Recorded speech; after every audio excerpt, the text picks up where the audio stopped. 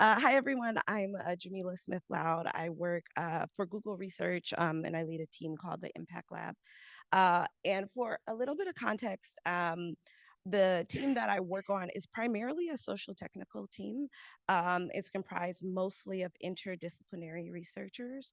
Um, and for those of us who've kind of been thinking about responsibility, certainly over the past decade, that language has looked different, that work has looked different. So initially, a lot of our work on the interdisciplinary side had to do with assessing impact, with exploring concepts and defining concepts, and then kind of informing policy.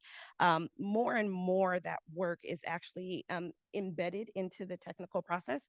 So I won't be talking about a paper, but just two projects that we're working on that are really trying to figure out how do you embed interdisciplinary and community informed process into our technical processes.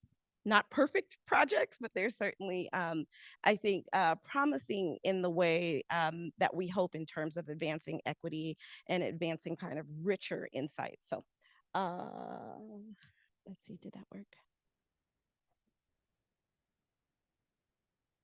I can just move it on here if that's easier.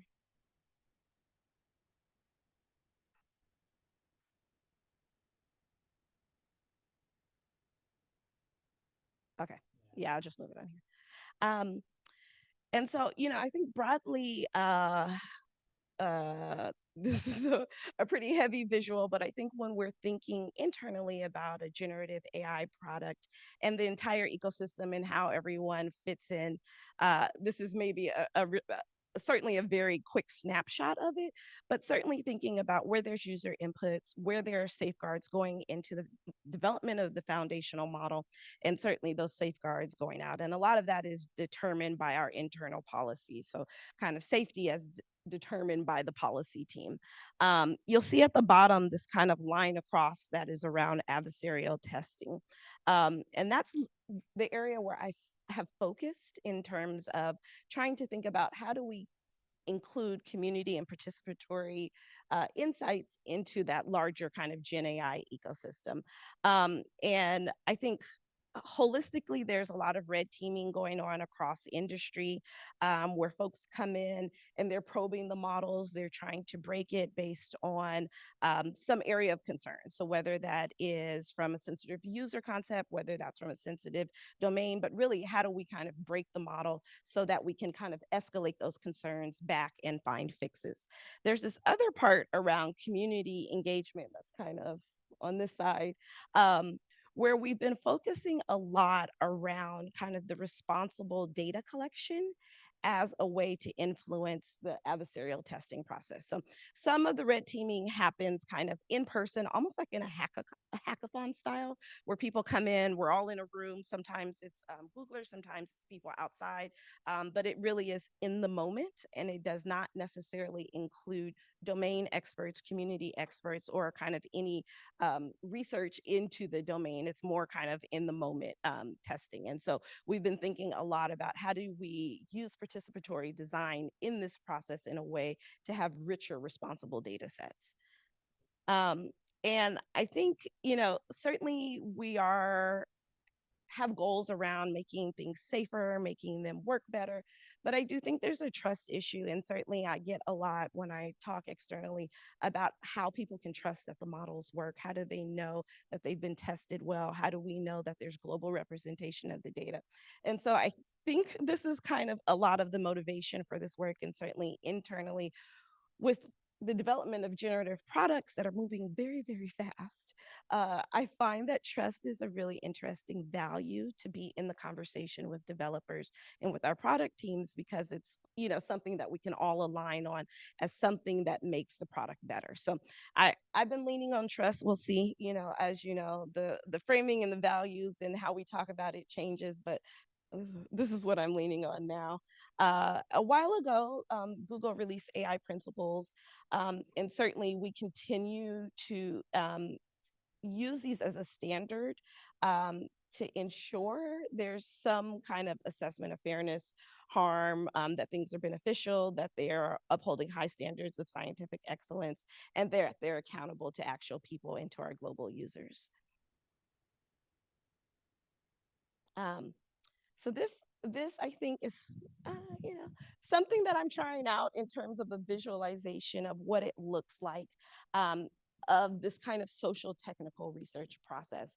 I think lots of folks talk about kind of the social technical process, but it sometimes is not clear on how that actually happens in practice, and then how it can be operationalized or scaled. And some of the ways that I've seen it scaled and operationalized is really this kind of foundational process where we're taking the social knowledge, we're engaging in systemic literature reviews, we're engaging in empirical and qualitative research with experts and domain experts, and then we're trying to put that into practice.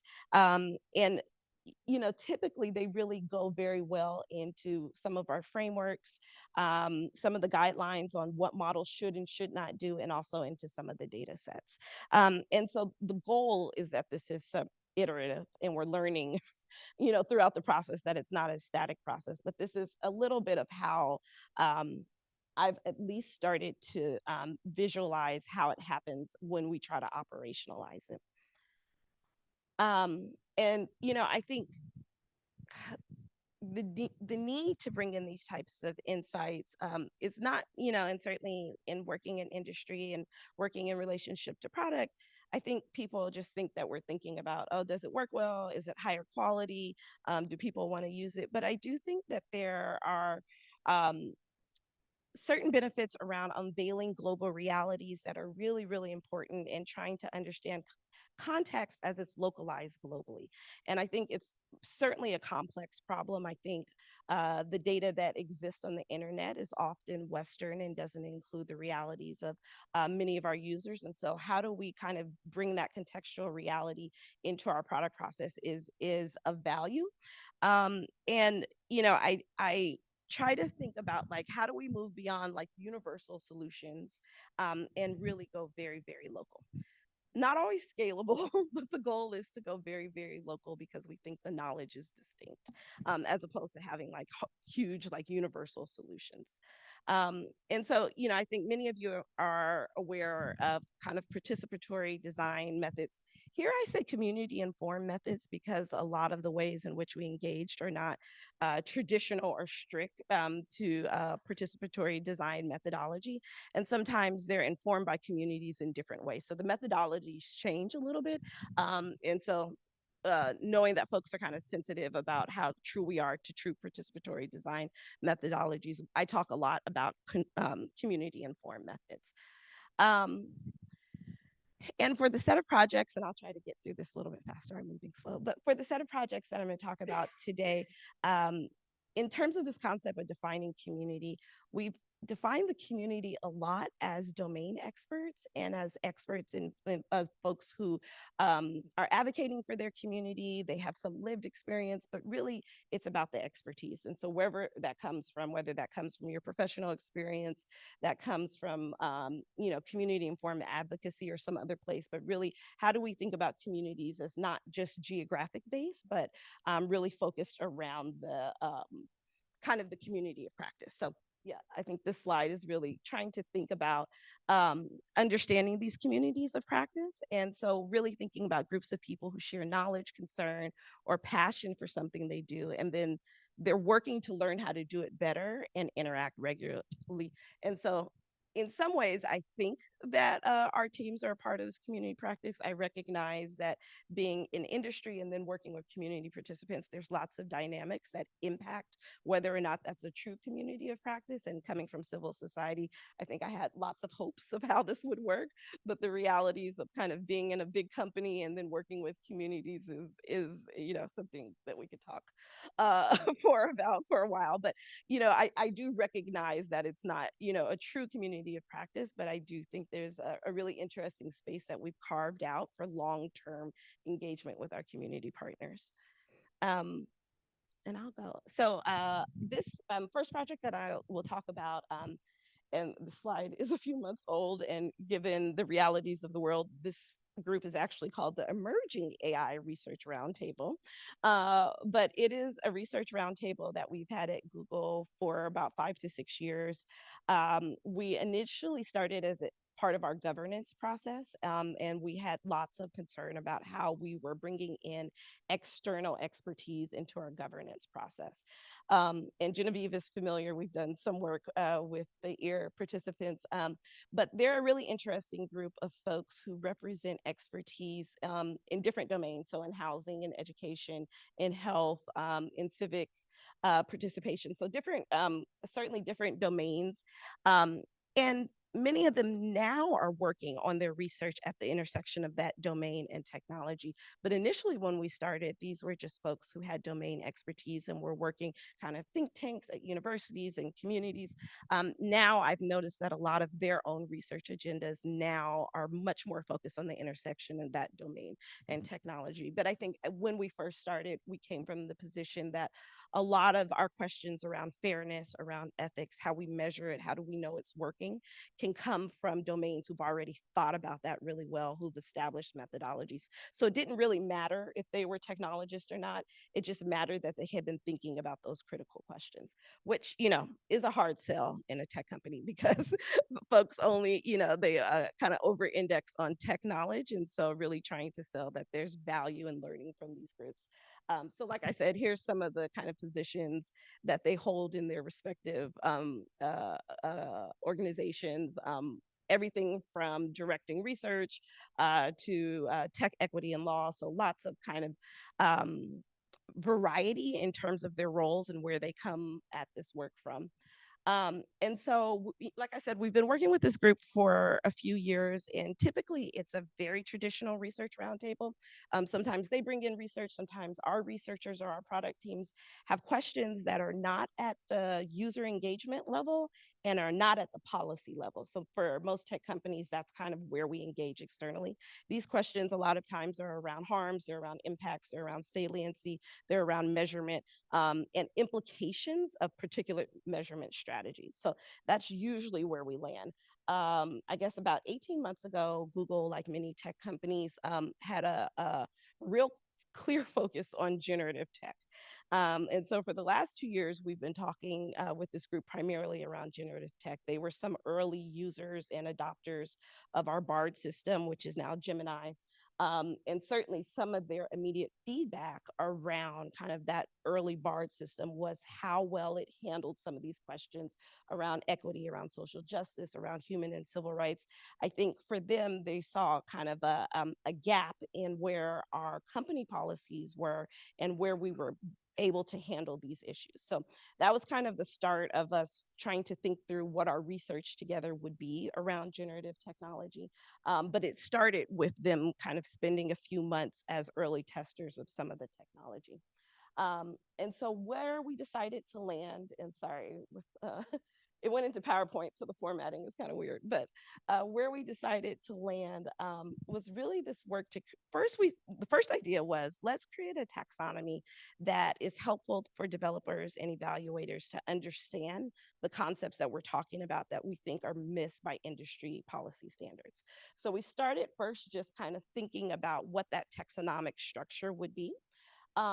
And then at the same time, this group was being exposed through our product teams to lots of generative use cases, whether they were embedded in products or whether they were at the research ideation stage.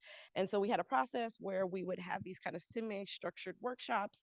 They would give input to the product teams, and we started to collect a lot of rich insight on kind of their feedback, their perceptions, and that also fed into the taxonomy in terms of how they were thinking about harms, how they were thinking about vulnerability, and how they were thinking about the sensitivity of the use case. So, it was a little bit of an iterative process over the last few years. I think they had a few sessions with our Med LM team.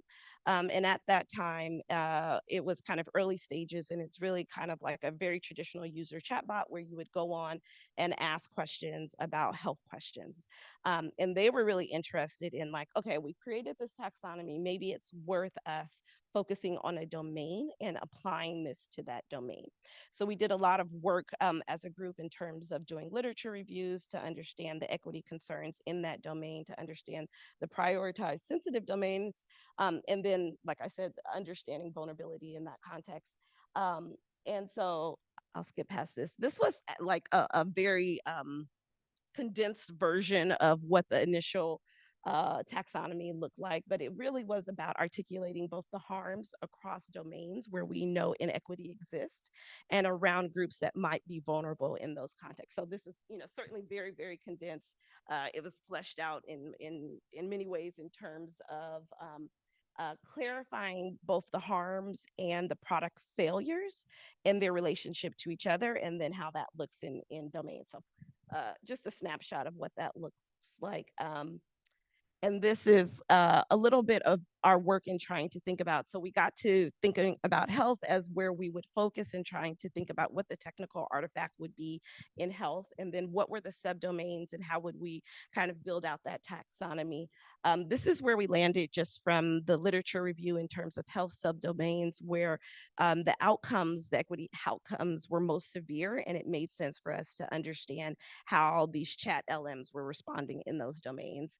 Similar with sensitive groups. And so where we decided was to create an adversarial test set that was uh, basically using the knowledge from lots of literature reviews, lots of workshops, lots of aggregation of all of these findings, and we created this adversarial test set that really was focused, like I said, on these kind of big categories as being included in the adversarial query.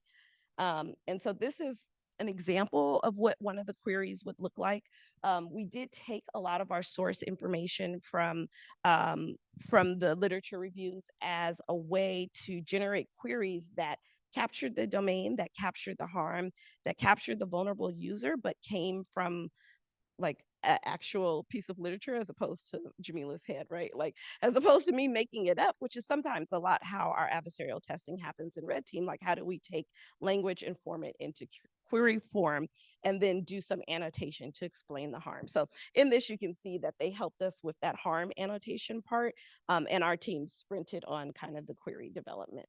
Um, the data sets that we use, these human seed data sets, were eventually made much larger through a synthetic data process. We have a tool internally where we can kind of make much bigger data sets. So we use these human seed data, and they're used in a lot of our medical products. We're also able to I would say refresh that human seed data set in the cloud setting. So for folks who are buying cloud products and they're in an enterprise and clinician setting. So, initially the ear folks were thinking about it as a user-facing chatbot, but then we had realized that the place where MedLM was being used the most was in hospital settings. So how do we take kind of this health equity approach and refresh it to be clinician-facing? So we did a series of surveys with clinicians to understand equity in their context. We did a series of like workshops, roundtables, really to kind of refresh what we had started with ear to be clinician facing. And so these set of data sets are actually used with all of our cloud medical rollouts. So, I would say, as a company that moves really fast, we found on the health side and certainly in the cloud space, they've been really intentional in really thinking about equity evaluations as part of those initial rollouts. So it's been interesting as a process. I'm going a little bit quick, but here we have a Nature paper right here called A Toolbox for Surfacing Health Equity Harms and Biases in LLMs, which has been an interesting combination of lots of folks' work in this area. So not just this data set, but aggregating teams around the company who are working on this. Um, and I have to wrap up. Okay. 30 seconds. Okay, I'm going to give you the quickest 30 seconds of the second project ever. So, I think we had this sense that that was kind of small scale. And so, what does it look like to build a global app that creates similar domain specific expertise and globally? So, we've been doing this, I guess, in the last 18 months in many different regions, including India, Sub Saharan Africa, and Brazil, where people are able to create queries, annotate them, they're on sensitive topics, they are able to determine what sensitive characteristics, and then they're able to annotate it. And then the data ends up looking something like this that we are able to share with our teams. And so these types of data sets certainly roll into a lot of our launches, but that's it. Thank you. Okay. Terrific. Terrific. So we are in the dubious position of eating into lunchtime, but maybe we will just take one question. And let me encourage those who didn't have a chance to ask a question. I see a hand right here. In earlier sessions, please find the speakers during lunch and the breaks and so on and ask your follow up questions. It's a symposium, which means a party with food and drink. So ask people, talk, that's what this is for. Question.